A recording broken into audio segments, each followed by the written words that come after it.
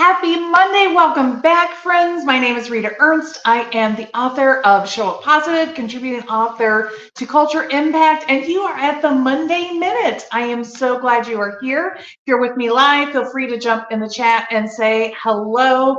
We are using the Culture Repair Sparks this entire year. We're going through them one at a time, and this day we are talking about honesty. Honesty, it's such a lonely word, right? That is what we learned from Billy Joel. And why?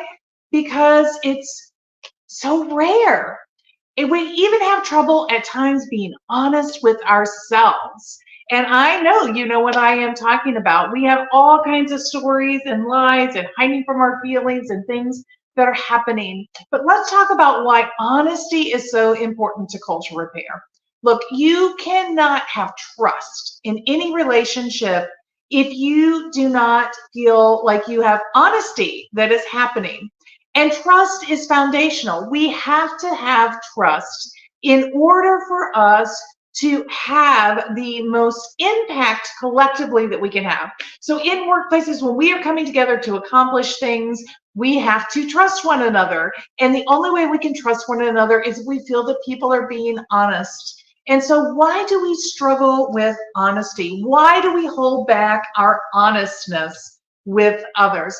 We're going to do what we do every time. We're going to spend some time working on our own mindset this week, and then we'll come back and talk about more team application next week. But let's talk about your own mindset. Just think about this, honesty in your own mindset. What are reasons that people choose not to be honest? Well, the biggest reason people choose not to be honest is fear. F-E-A-R, fear. Fear holds us back from being honest. What are we afraid of? We're afraid of hurting somebody else's feelings. We're afraid of being labeled. If we're honest and we say something people don't like, we might get labeled. We're fear rejection, that if we say something people don't like, that we will be dismissed, that we will be rejected. We fear the emotions that come with being honest, that we don't want to deal with somebody else's emotions, so we're dodging emotions. We fear escalating into argument with somebody else, so we're avoiding things that we don't like, right? All of these are reasons that we hold back our honesty and we don't share it, which basically means we're not really trusting ourselves in our delivery.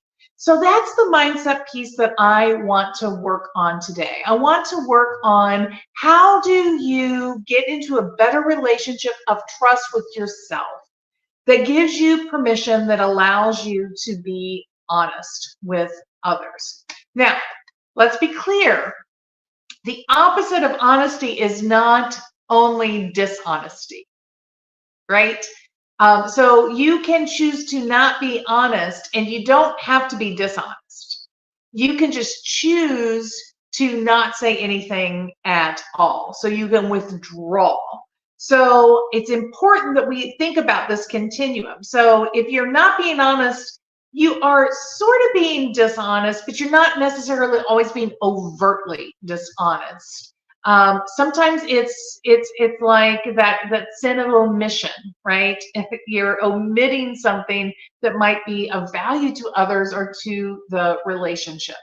So when we are in this moment and we are thinking, oh, I don't think I should say that, I'm not going to be that honest. When somebody says, what do you think of my new haircut? And you're thinking, oh, you shouldn't have done that, girlfriend. And instead you're like, oh, that's very nice, right? You're trying to be kind. You don't want to upset somebody. You don't want to say those things. I think I was taught, if you don't have something nice to say, don't say anything at all. And I do try to live by those words a little bit.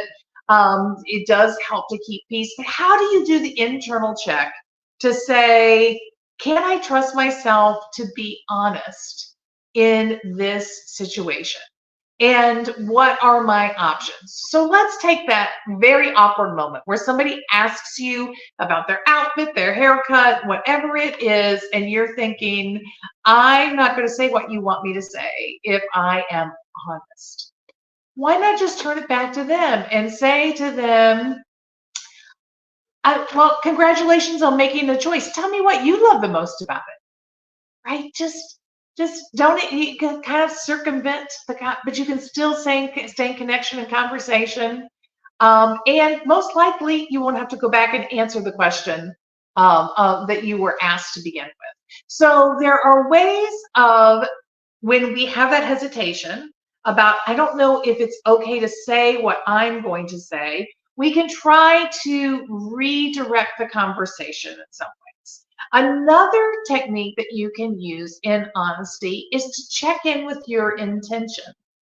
If I'm going to share something and it feels like I don't know if I should be honest about this. So let's say you're disappointed by someone and you run into them and they're like, "Oh, are you mad at me?" And you're like, "Oh, I just don't even want to get into all of this," right? So you're just thinking, I'm just going to dodge all of this. But the truth is, you are disappointed. If you don't say that out loud, that's sort of hanging over everybody's head. And the person that asked you that question, they know you have a right and a reason to feel upset. So they may not trust you as much if you don't own that you are feeling upset. So what you need to do in that moment is think about your intention. You might say to the person, in the moment, I was very disappointed and I was probably a little bit angry. I've moved past that. It's okay. Like, we all make mistakes. Things happen. Life happens. I've let it go. I'm good. I'm moving on. You can let it go too, right? Then we just sort of put it to bed. Do you see the difference between dodging? Sometimes you got to put things to bed. You've got to let people know where you stand so that they really can trust you. So these are the things I want you to think about honesty. I want you to think about what is holding you back from being honest, and really then go deeper into yourself about, well, where am I in this? I might need to say to somebody, I am very disappointed and I'm not sure that I'm over it yet. I think I will get past it, but I need you to know that right now it's still kind of stuck in my throat. That's an honest thing, but it's not attacking of the other individual, especially when they ask you sort of how things are. Now let's talk about offering honesty when it's unsolicited, right? You just check in with yourself and what value is this going to create for me to be honest in this moment? What intention would be worthy of me pushing past whatever hesitation that I am feeling? And when you can get in tune with what that thing is, then you know you're on the right path to finding your words of honesty. Because then you are creating something that you value that has meaning, instead of just feeling like you're blurting, vomiting your feelings at somebody else. So, honesty. Look, we have to do the self-check. We have to offer honesty in order to receive honesty. We can offer our honesty in ways that is still creating connection. We think, when we have this vision in our head that if I'm honest right now, I'm going to put up a barrier, I'm going to create a wall, it's going to become a problem, that's going to hold us back. So we need to figure out how to look around that wall, to figure out how do we operate in this moment in honesty from a place of intention of connection and strengthening relationship. And when we choose to operate from that place, I promise you that things will feel less challenging and there will be more reward available to you. So we're working on honesty, and I know we think maybe that's not a conversation we need to have, but trust me, it's a conversation we need to have, because as Billy Joel said, there's not enough honesty in many of our relationships. And there is an opportunity when we grow our honesty and people know where we stand, this cultural repair. Then when we are in challenging situations with people and we want to repair and make things right again, they know that they're getting the most authentic from us. They're not wondering, questioning whether or not they're getting the whole story.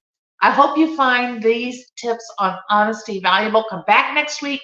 We will talk about how do you create honesty in your team? What kind of norms and guidelines and and supports might need to be in place for people to have the psychological safety. Everything all this comes back to psychological safety, that they need to truly be honest. And how do we create our own openness for that? Thank you for joining me. Have a wonderful week, and I will see you back here next time. Bye.